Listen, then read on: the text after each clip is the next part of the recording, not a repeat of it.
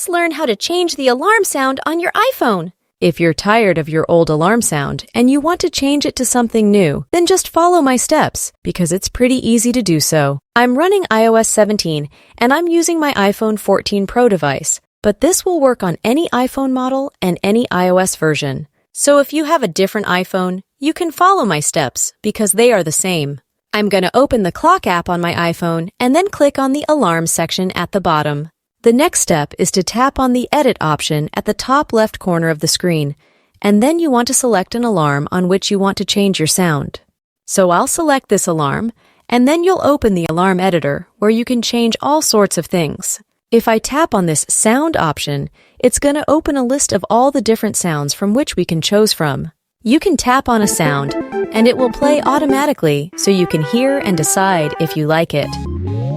Once you find a sound which you like, just go back and then tap on this Save button in order for you to save your changes.